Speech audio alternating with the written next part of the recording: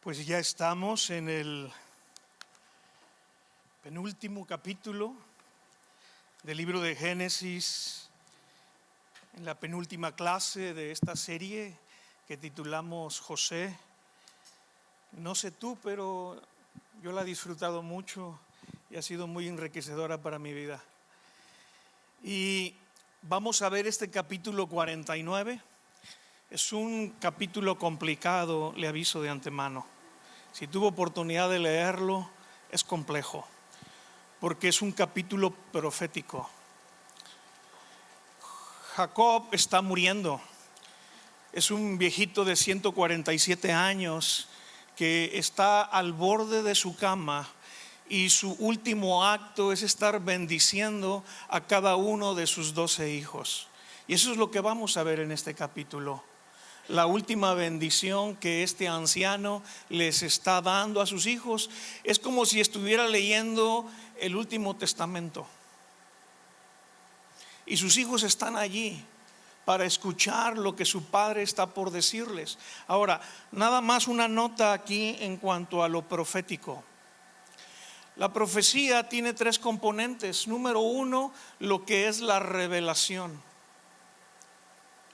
Toda profecía hablo de la profecía verdadera, es una revelación de parte de Dios. No lo produce el hombre, no puede producirlo el hombre, sino es algo que viene exclusivamente de Dios. Toda profecía es revelación de Dios. Pero el segundo componente y el tercero son lo problemático, porque lo que es revelación de Dios es verdad y no tiene error ni tiene falla, porque es palabra de Dios. Pero donde viene el problema es en los otros 2 componentes: la interpretación, número 2, y la aplicación, número 3. Entonces, cuando una persona recibe la revelación de Dios, una palabra profética, el problema es no tanto la recepción de esta revelación, sino la manera como la interpretamos y luego cómo la aplicamos. Entonces yo le pido perdón de antemano.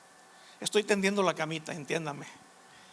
Le pido disculpas de antemano si mi interpretación y mi aplicación de este capítulo profético lo hago mal. Es más, oro para que el espíritu de profecía venga sobre su vida y el Espíritu Santo traiga la correcta interpretación y aplicación de lo que este anciano le dice aquí a sus 12 hijos. ¿Está bien? Bueno, entramos. Génesis capítulo 49, versículo número 1. Dice: y llamó Jacob a sus hijos y dijo: juntaos y les declararé lo que ha de acontecer en los días venideros. Fíjese cómo termina este versículo 1, diciendo Jacob que lo que les va a decir es algo que va a acontecer en los días venideros. Entonces, esta profecía de Jacob para cada uno de sus hijos no es exclusiva o es individual, no es solamente para el patriarca, sino este anciano está viendo más allá de sus hijos, está viendo la descendencia de sus hijos, está viendo cada tribu. Entonces, al profetizarle a cada uno de sus hijos, realmente también está profetizando a cada una de estas tribus. Y aún más, se piensa que está profetizando en conjunto, en comunidad, en grupo, como Israel. Y cuando dice aquí en los días venideros, se interpreta que esta profecía tiene un alcance mucho más allá del tiempo de estos patriarcas. Incluso vamos a ver que alcanza hasta la época de Cristo e inclusive hasta la segunda venida de Jesucristo.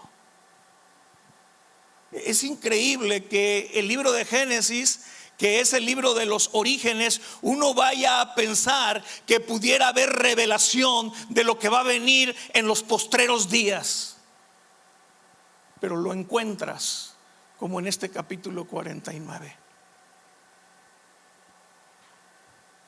Entonces,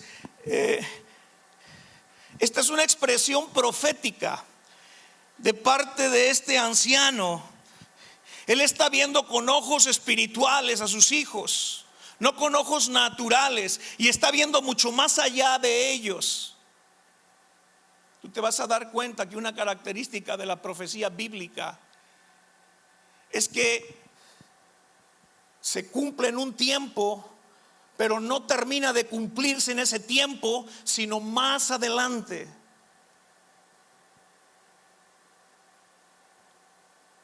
Y empieza a decir aquí el versículo 2: júntense y oíd, hijos de Jacob, y escuchad a vuestro padre Israel. Dos veces en este versículo 2 él dice oigan, escuchen, y es la misma palabra en hebreo, Shema, que significa oír. El famoso Shema del pueblo de Israel: oye Israel, el Señor tu Dios, el Señor uno es. Y es que eso es lo que tú y yo tenemos que hacer: acercarnos a Dios para oírlo, más que para hablarle.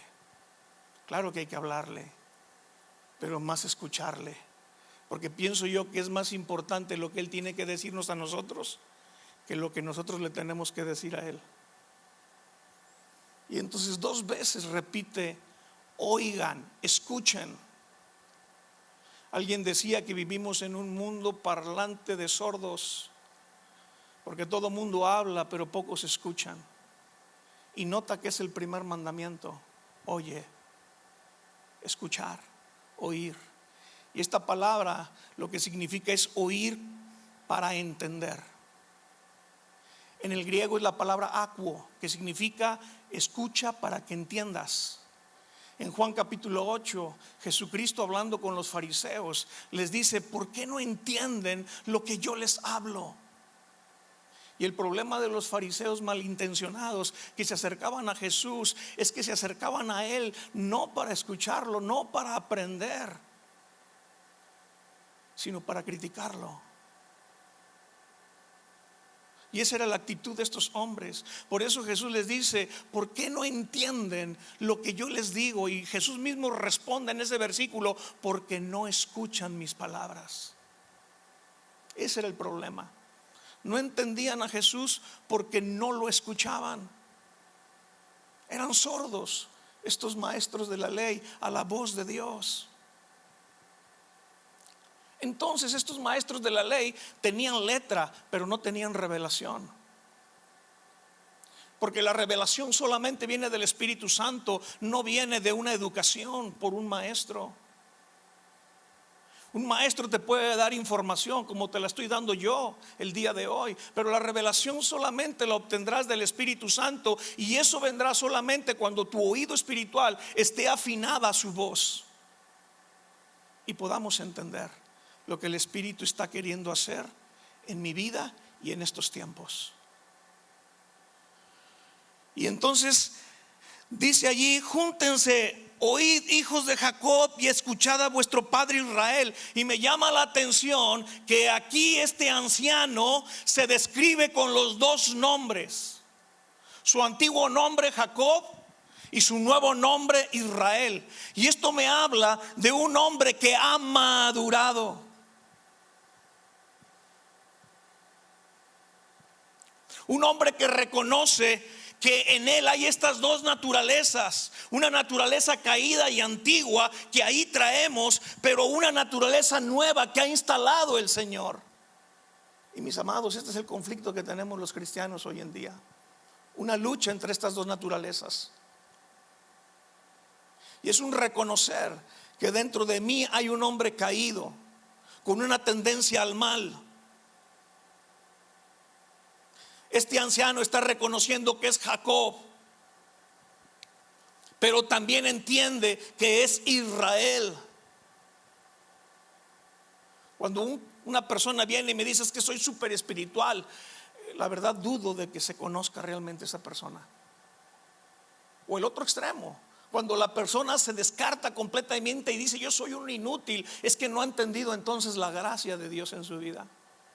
Pero aquí encontramos a un hombre que tiene un equilibrio de entender quién era antes y quién es hoy en Cristo Jesús. versículo 3, y empezamos con la primera profecía. Empezamos con la primera bendición. Y dice: Rubén, tú eres mi primogénito, mi fortaleza y el principio de mi vigor, principal en dignidad, principal en poder, impetuoso como las aguas. No serás el principal, porque por cuanto subiste al lecho de tu padre, entonces te envileciste subiendo a mi estrado. Wow.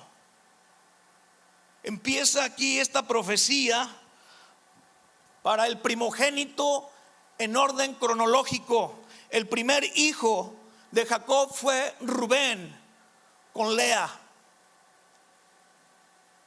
Y a este hombre le correspondía la bendición del primogénito. Y la tradición judía decía que la bendición del primogénito consistía en dos cosas. Número uno, en volverse el guía, el líder, no solamente de su tribu, sino de todas las tribus de Israel. Volverse guía espiritual, tener la función de liderazgo como su padre al morir. Y la otra bendición del primogénito era tener una doble porción de lo que se repartía a los demás. ¿Sí? Pues esas dos bendiciones Rubén las pierde completamente. Tú lees Primera de Crónicas capítulo 5 y los primeros 2 versículos del capítulo 5 de Primera de Crónicas te dice claramente que sí, Rubén cronológicamente fue el primogénito, pero dejó de hacerlo a causa de su pecado. Y ocurre algo asombroso e único en la Biblia, que Jacob reparte esas dos bendiciones de la primogenitura a otros 2 de sus hijos. Porque vamos a ver que a Judá le da el liderazgo de dirigir Israel. Y de ahí vienen los reyes y finalmente nuestro Mesías, que será el Rey de Reyes y Señor de Señores. Pero la otra bendición de la primogenitura, que es la doble porción, Jacob ya la ha entregado a su hijo José a través de los 2 hijos que le nacieron en Egipto, Efraín y Manasés. Y eso lo vimos en el capítulo anterior, cómo a José le da esa doble porción, porque adopta a sus 2 hijos como hijos propios. Y estos hijos reciben herencia dentro de la tierra prometida. A cada uno de ellos se les da una tierra. Y ahí se cumple la bendición de la doble porción que se le daba al primogénito.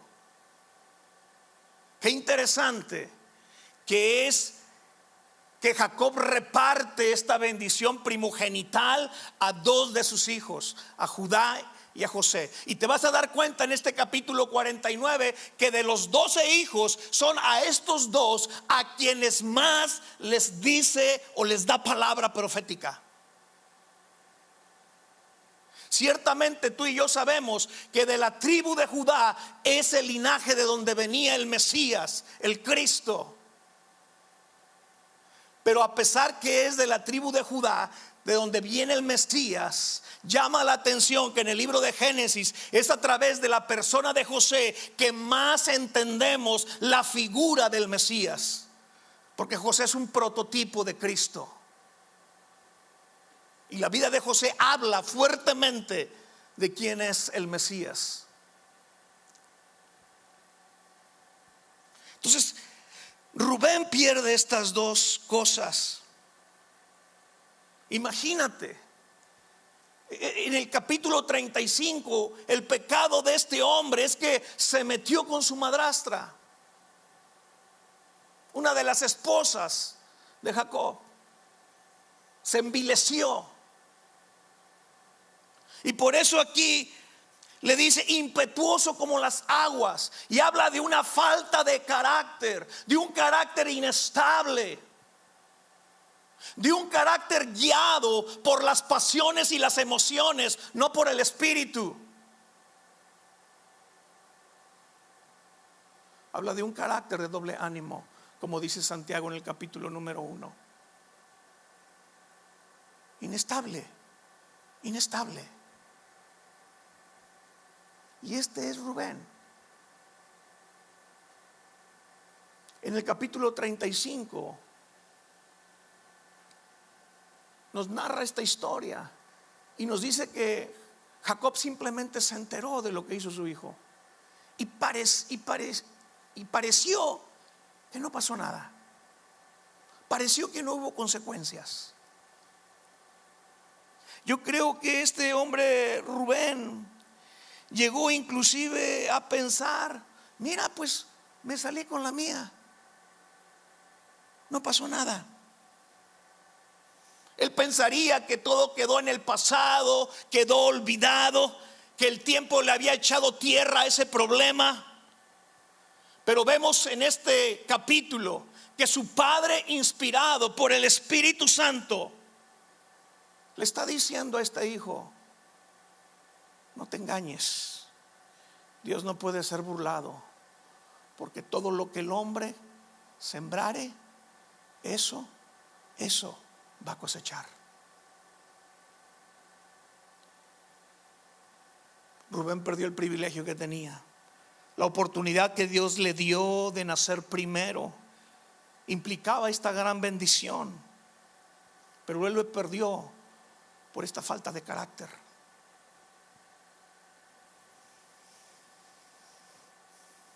¿Cuántos cristianos vivimos vidas inestables? Vivimos vidas de doble ánimo, a veces bien, a veces mal, y luego nos escudamos diciendo: bueno, soy humano como todos, tengo mis altibajos. Pero escucha una cosa: esto, mis amados, no nos da derecho a tomar decisiones que van a afectar a otros y que pueden afectar nuestra bendición en el futuro. Escucha, el día de hoy tú tienes un futuro en tus manos. Tienes tu futuro en tus manos. Y las decisiones y acciones que tú y yo hagamos en el presente tienen el potencial de moldear nuestro futuro. Es importante como creyentes no usar la gracia de Dios como un pretexto para vivir una vida sin considerar las consecuencias de lo que hacemos en el presente. Vemos el caso de este hombre, de este primogénito, de este Rubén. Tuvo una preciosísima oportunidad y perdió esos privilegios. Y eso no solamente le afectó a él, sino también a su tribu. Tú lees la historia, tú lees la Biblia y no encuentras que de esa tribu haya surgido algún juez, algún rey, algún profeta, alguna persona buena, con una influencia espiritual sobre el pueblo de Israel. No la hay.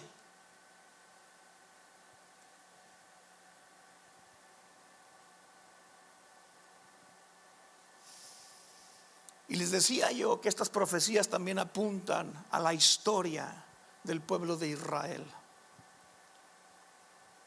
Cuando el pueblo de Israel es sacado de Egipto por Dios y llevado al monte Sinaí, Dios ahí les va a dar instrucciones y sube Moisés al monte por 40 días.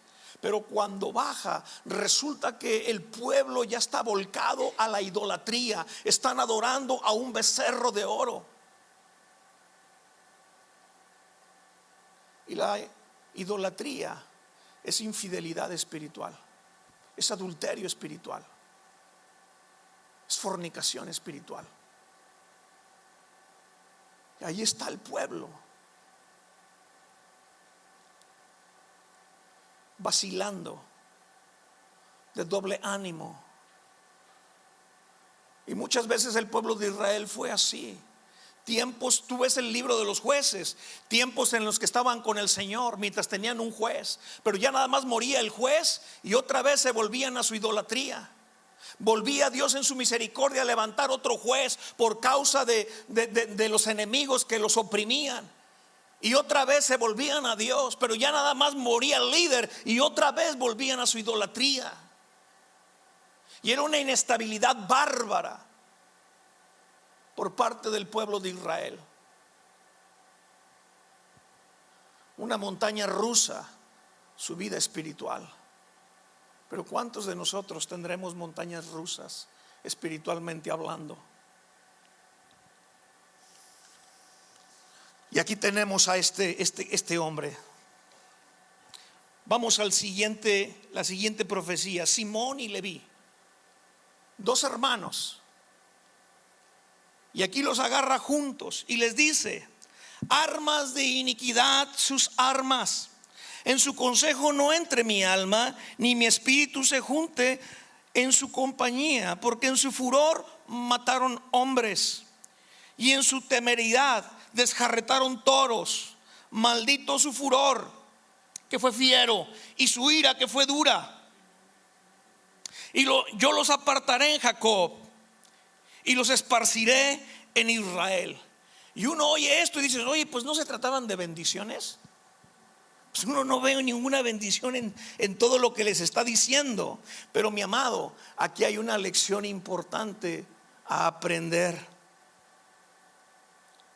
Como cristianos, es una bendición cuando Dios usa una figura de autoridad en nuestras vidas para decirnos en lo que estamos mal. Es una bendición. Cuando hay alguien que te ama tanto como para señalarte los errores. ¿Quién disfruta de escuchar algo así? No, absolutamente nadie. Y como no lo disfrutamos, pensamos que no es una bendición. Pero es una bendición tener a alguien que tiene ese amor de acercarse a mí y decirme: Rafa, aquí la estás regando.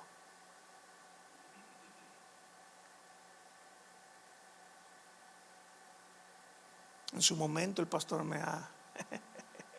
se ha acercado a mí y me ha dicho y cuánto le agradezco yo esos tiempos. No me ofendo, al contrario, aprendo. Porque a cuánta gente les dices algo y se ofenden. A mí me toca en las consejerías de repente señalar a la persona sus errores y prefieren buscarse otro consejero. Como que no les anima el hecho de que les señale su error. Pero eso es verdadero amor. Cuando te das cuenta que esa persona está en riesgo su vida espiritual y está en dirección a un abismo, y el que no le estorbes para decirle las cosas y para que corrija, pues entonces es falta de amor.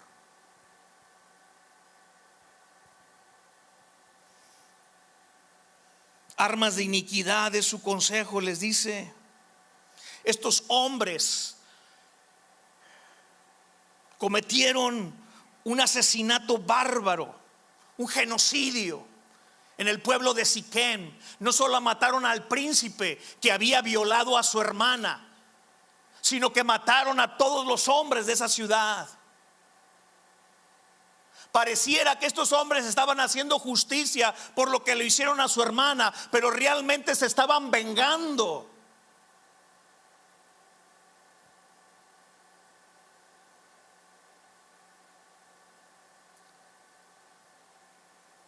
Fue desproporcional el castigo que ellos hicieron por lo que le hicieron a su hermana. Desproporcionado, excesivo, de más, pero mucho de más. Todos esos niños de esa ciudad se quedaron sin padres en un día por lo que estos dos hombres hicieron en su violencia. Y luego la palabra que utiliza aquí para iniquidad, que se traduce en hebreo como violencia, habla de En la Biblia, en el hebreo, hay dos palabras para violencia, y la que usa aquí es una violencia que significa una violencia que gusta, que agrada. O sea, estos cuates eran tan violentos que no solamente, o sea, se complacían en su violencia.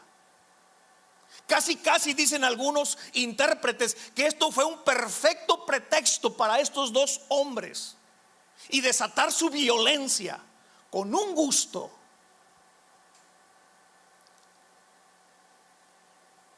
Pero no estaban representando a Dios, porque Dios no es así. Había fíjate, tal vez el acto de vengar a su hermana pudiese parecer justo, pero había una motivación completamente equivocada en la manera como lo estaban haciendo. Es que para Dios no solamente son importantes los actos, sino también las motivaciones, las intenciones del corazón. Y aunque los actos por fuera parecieran justos, si las motivaciones de donde nacen son pecaminosos, de nada sirven. Y esto va para el dar, y esto va para el orar, y esto va para el ayunar. Jesús lo dijo en el Sermón del Monte.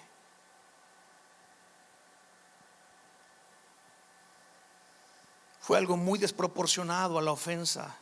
Qué terrible es que hermanos afirmen su propia voluntad, se unan, se junten para alimentar sus propios apetitos y sus propios enojos, su propio odio. Porque estos se juntaron para hacer su capricho, para hacer su voluntad propia, no la de Dios. Hicieron cosas terribles y lo hicieron juntos. La consecuencia, dice la profecía, que los apartaría de Jacob y los esparciría en Israel. Y esto es lo que ocurrió con estas tribus. Cuando Simeón, la tribu de Simeón salió de Egipto, escúchame, era la tercera tribu más grande de las 12. Pero para cuando llegaron a la tierra prometida, 40 años después, era la última tribu con menos gente. Empezaron a esparcirse. Se empezó a disipar esta tribu. A tal punto llegó el número de miembros de esta tribu que finalmente cuando entran a la tierra de Canaán ni siquiera son tantos como para darles un territorio, sino que se les da terreno dentro del mismo territorio de Judá. Es decir, esta tribu de Simeón termina siendo absorbida por la tribu de Judá. Qué increíble. Con la tribu de Leví tampoco recibieron una tierra ellos, sino ellos fueron desparramados, dispersos, como decía aquí la profecía, en 48 ciudades. Pero a diferencia de Simeón, la tribu de Leví, aun y con que fueron dispersos, se convirtió en una bendición. Y tú dices, ¿cómo es posible si ambos hicieron lo mismo? Pero escucha, terminó siendo una bendición la tribu de Leví. ¿Por qué? Porque en nuestras manos el día de hoy está la capacidad de poder moldear. Tenemos la oportunidad de poder transformar de cómo va a lucir nuestro futuro. Y eso es lo que ocurrió con la tribu de Leví.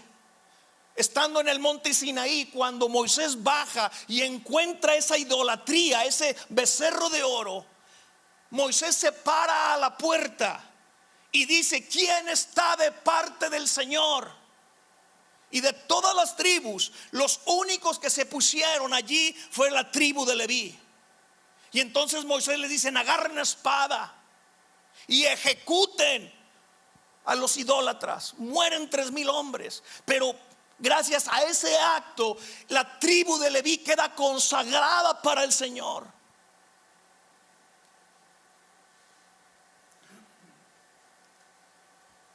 La paga del pecado es muerte, mis amados, dice la palabra.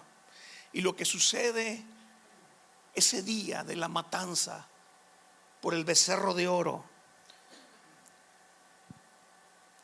fue solamente hacer evidente y de forma inmediata algo que sucedería tarde que temprano. Y esto es lo mismo en lo espiritual. Si tú y yo adoramos cualquier otra cosa que no sea Dios, tarde que temprano va a venir una muerte a nuestras vidas. Qué bendición cuando hay personas que están dispuestas a sacar la espada de la palabra, y atravesarnos con ella cuando estamos en pecado, cuando estamos en idolatría. Leví se alió con su hermano para pecar, y eso lo llevó a pecar de una manera fiera. Pero ahora Leví se asocia con el Señor para ejecutar su orden.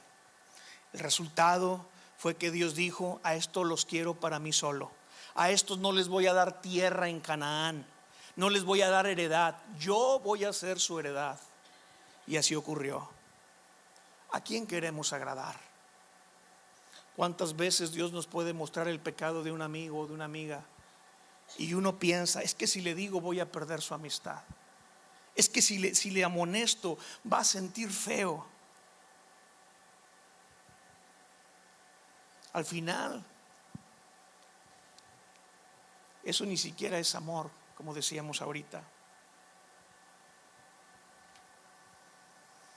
Mis amados, hay una aplicación personal para esto.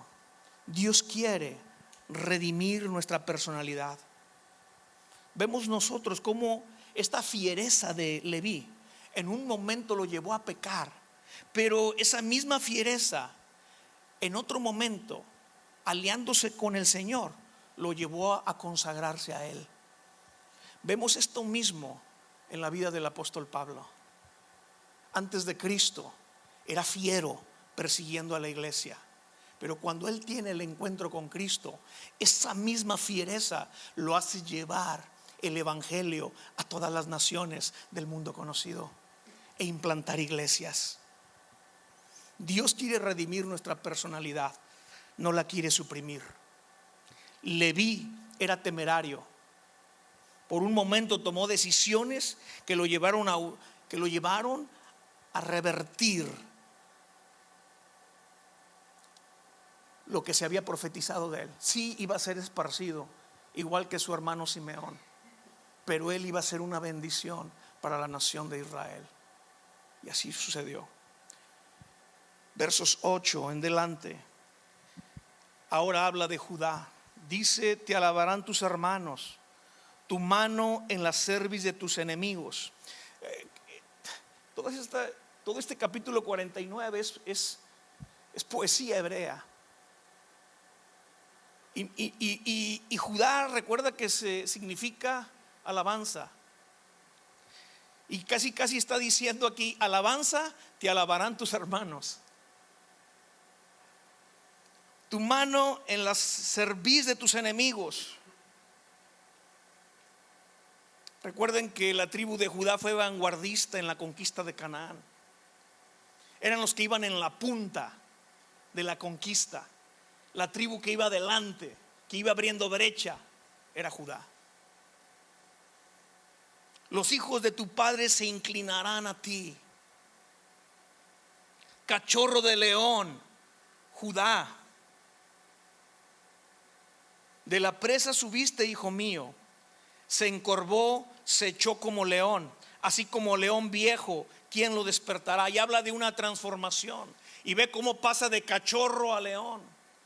Y así empezó el pueblo, la tribu de Judá, como un cachorro, para finalmente, en la figura del Mesías, convertirse en ese león de la tribu de Judá. Versículo 10. No será quitado el cetro de Judá, el cetro de rey, ni el legislador de entre sus pies, hasta que venga Silo. Los judíos dicen que esta frase o esta palabra Silo es un término para el Mesías. Y a él se congregarán los pueblos, a él obedecerán. Esta palabra Silo también lo que significa es a quien le pertenece. Y en este sentido, ligado con lo que dice antes, a quien pertenece el cetro. Y a quien pertenece el cetro es a Cristo, el Rey de Reyes. Versículos 11 y 12 son versículos complicados, porque dice: atando a la vid su pollino, y a la cepa el hijo de su asna, lavó en el vino su vestido, y en la sangre de uva su manto, sus ojos rojos del vino y sus dientes blancos de leche. Pero en toda esta fraseología, tal parece que apunta a Cristo. Cuando habla ahí de un asno, cuando habla de ahí de un pollino, nos recuerda la profecía, nos recuerda la profecía de Zacarías capítulo 9, ¿no? Cuando dice que el Mesías entraría montado en un pollino, Mateo capítulo 21. Algunos interpretan que cuando dice atado a la vid su pollino, el pollino somos los gentiles, los asnos, atados a la vid. Juan capítulo 15, Jesús es la vid verdadera.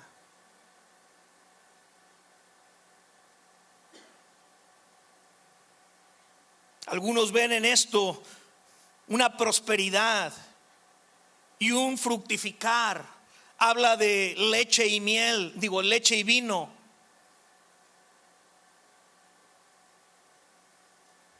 Como elementos para nutrir.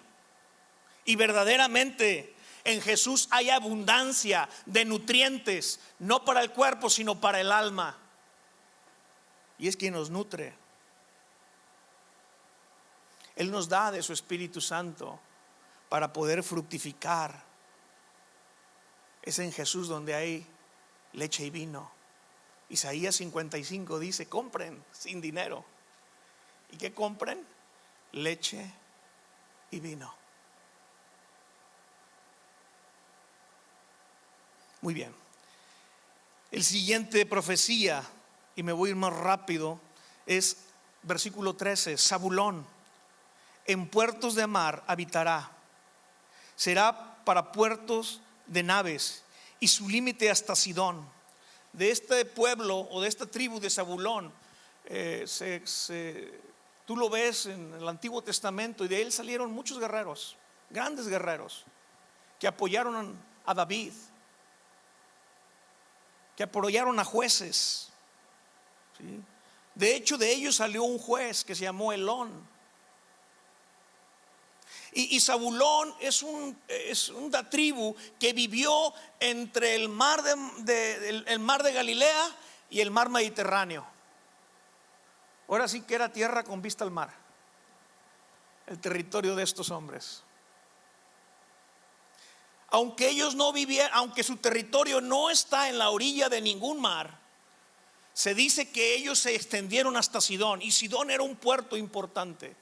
Y esto es porque ellos conquistaron, se extendieron más allá de su territorio. Por cierto, una tribu muy fiel al Señor. Siguiente, Isaacar, asno fuerte que se recuesta entre los apriscos, y vio que el descanso era bueno y que la tierra era deleitosa, y bajó su hombro para llevar y sirvió en tributo. Aquí encontramos la figura de otro animal. Ya vimos la de león con Judá. Ahora habla de Isaacar como asno fuerte. Recuerden que esta bestia era una bestia noble en aquel entonces. Reyes montaban los asnos. Y así es como entraban, porque entendían los tiempos, sabían leer los tiempos que vivían. Hombres instruidos en la palabra, valientes en batalla. Yo me imagino que estos gente de Isaacar, en una mano la Biblia y en otra mano la espada. Sabían usar las dos espadas, la espada física y la espada espiritual. Y eso es asombroso. Siguiente, versículo 16. Dan, este es hijo de Bila, una de las esclavas. Zabulón e Isaacar, pues también. Zabulón e Isaacar eran parte de los hijos de Lea. Recuerden que tuvo 6 hijos con Lea. Pero ahora empieza a hablar de los hijos de las esclavas. Y empieza con Dan. Y dice: Dan juzgará a su pueblo como una de las tribus de Israel.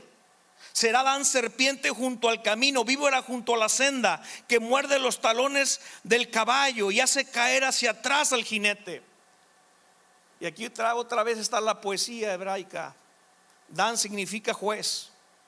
El juez juzgará a su pueblo.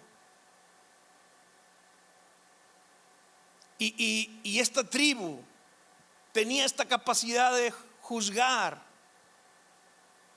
Pero el problema es que dice allí que era como una serpiente junto al camino. Y la palabra serpiente aquí en hebreo es la misma que Génesis 3, la serpiente antigua. Y el problema de esto es que mordería el talón del caballo y esto haría caer al jinete. Y esto habla de que sería un juicio no basado en la verdad, sino basado en el hombre o en los propósitos del hombre. Y esto abre la puerta para que el enemigo se pueda meter. De hecho, la idolatría, estando ya el pueblo de Israel en la tierra prometida en Canaán, entró por esta tribu, por Dan, idólatras.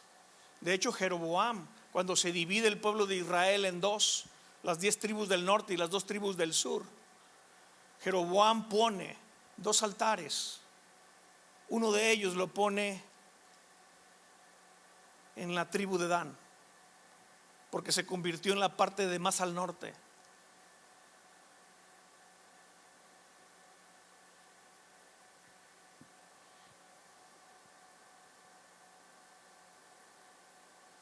Esto haría retroceder al pueblo de Israel en vez de que avanzaran. Esto los haría caer. La idolatría nos hace caer, mis amados. La idolatría no nos hace avanzar, nos hace retroceder.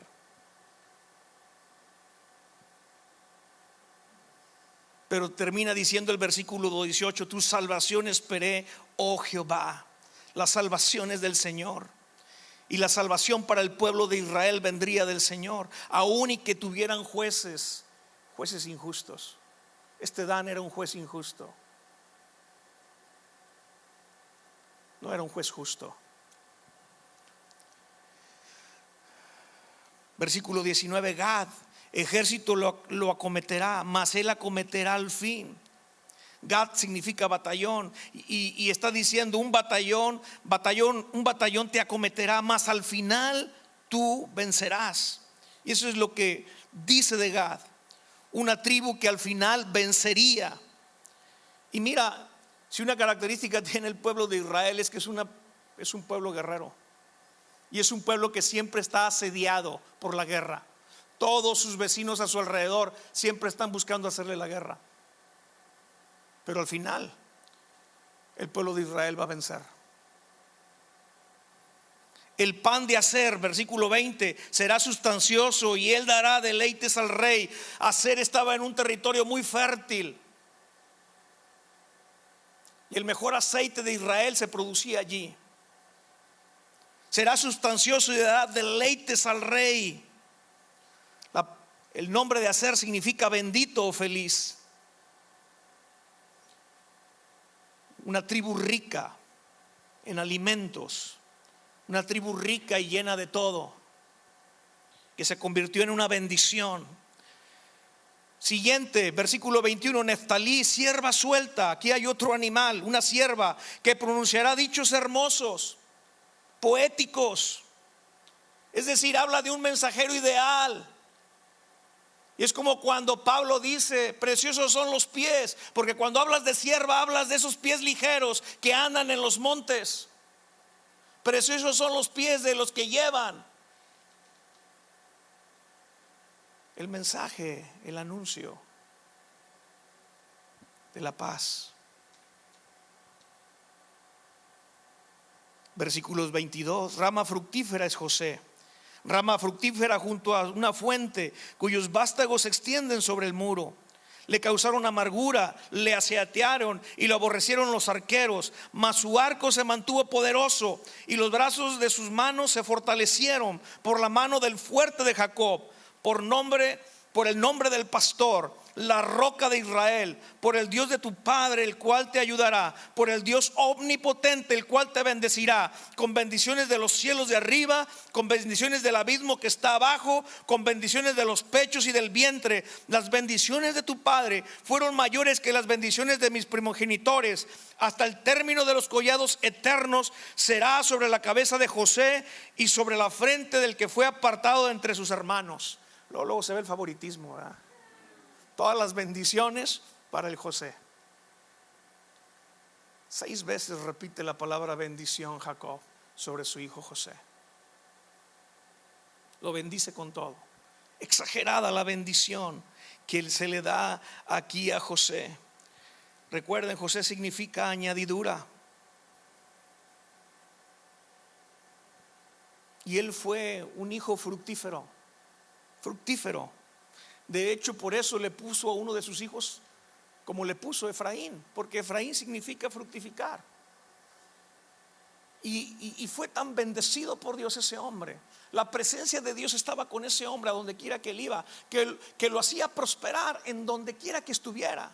Fuera esclavo, fuera preso, lo que fuera, prosperaba todo lo que él emprendía, porque había este favor de parte de Dios con él. Por eso también prosperó en Egipto, siendo el segundo al mando en todo el imperio.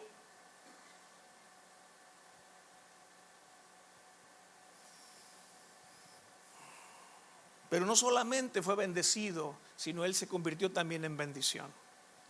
Finalmente, Benjamín. Aquí está el quinto animal que se menciona en estas profecías: lobo arrebatador. A la mañana comerá la presa y a la tarde repartirá los despojos. Benjamín, el hijo de mi diestra, nombre que le puso Jacob. Por causa de Benjamín, la amada esposa de Jacob muere. Y bueno, Benjamín fue de las únicas tribus que se quedaron con Judá cuando se dividió Israel. Es más, algo interesante es que Jerusalén está en el territorio de Benjamín. Muchos piensan que está en el territorio de Judá. No. Cuando tú ves las escrituras y ves la geografía, Jerusalén queda en el límite entre Judá y Benjamín, pero está del lado de Benjamín. Ahí está Jerusalén. Finalmente, versículos 28 dice: todos estos fueron las 12 tribus de Israel. Y esto fue lo que su padre les dijo al bendecirlos. A cada uno por su bendición los bendijo. Les mandó luego y les dijo: yo voy a ser reunido con mi pueblo. Sepúltenme con mis padres en la cueva que está en el campo de Efrón, el Eteo, en la cueva que está en el campo de Macpela, al oriente de Mamre, en la tierra de Canaán, la cual compró Abraham con el mismo campo de Efrón, el Eteo, para heredad de sepultura. Allí sepultaron a Abraham y a Sara, su mujer. Allí sepultaron a Isaac y a Rebeca, su mujer. Allí también sepulté yo a Lea.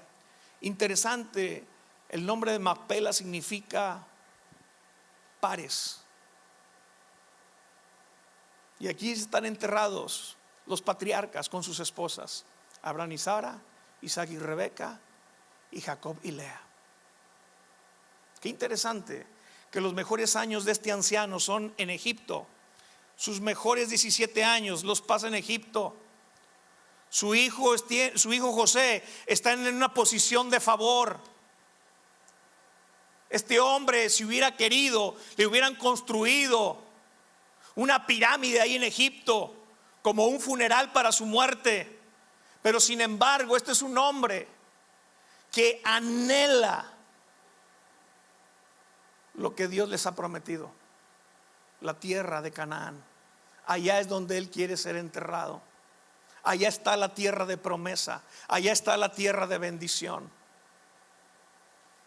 Te das cuenta que este hombre hasta el final no pierde perspectiva. Está viviendo como extranjero. Está disfrutando de una tierra extraña. Pero eso no lo hace perder perspectiva. Él está bien enfocado. Él sabe lo que quiere. Él sabe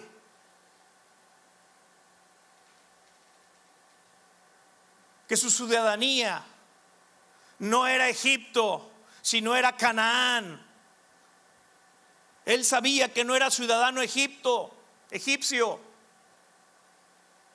que él no era de ese mundo, sino era de la tierra prometida. Él vivió con esa perspectiva. Él vivió viendo eso, soñando en eso. Mis amados, ¿cómo vivimos en este mundo? Pensando que es nuestra ciudad, que es nuestro territorio, que es nuestra ciudadanía aquí. O vivimos con una expectativa de estar soñando en lo que viene, en la tierra prometida. Este hombre no perdió perspectiva hasta el final.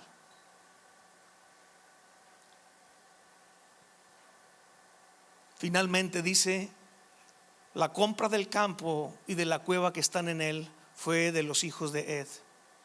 Versículo 33: y cuando acabó Jacob de dar mandamientos a sus hijos, encogió sus pies en la cama y expiró, y fue reunido con sus padres. Qué increíble. Pero la muerte es separación, porque la paga del pecado es muerte, y la muerte nos separa. Pero en Cristo, escúchame, la muerte ya no es separación, la muerte es reunión. La muerte es un reencuentro. La muerte es un estar, un revolvernos a reunir con nuestro Rey de Reyes y con nuestros padres y todos aquellos que nos antecedieron. Qué increíble. Qué tierna escena, que este viejito finalmente se acuesta en la cama y encoge sus piernas. Es una figura infantil en forma fetal, como niño. Y es que los ancianos y los niños, ¿cómo se parecen? Los ancianitos y los bebés se van pareciendo. Y así es como este hombre termina su vida, reunido con sus padres. Terminamos. Cierra tus ojos para hacer una oración. Padre, en el nombre de Jesús, oramos para, Señor, nos des oídos para escucharte y poder entender lo que tú estás diciendo y poder ver lo que tú estás viendo. Queremos ser como este hombre Jacob, que al final tenía su oído completamente afinado a tu voz,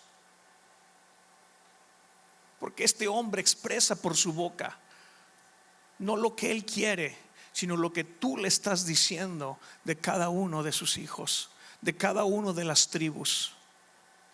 Este anciano está viendo más allá de su época. Él está viendo lo por venir. Le estás dando una visión profética, una visión espiritual, Señor, que en la medida en que nosotros nos conectemos contigo, abras nuestros sentidos espirituales para poder oír lo que tú estás hablando en estos tiempos y poder ver lo que tú estás viendo, y en esa misma medida movernos nosotros, Señor. En el nombre de Jesús, ayúdanos, Padre. Ayúdanos, Señor, a terminar nuestras vidas como lo hizo este anciano, bendiciendo a sus hijos, bendiciendo a sus generaciones, y siendo reunido con sus padres. En el nombre de Jesús. Amén.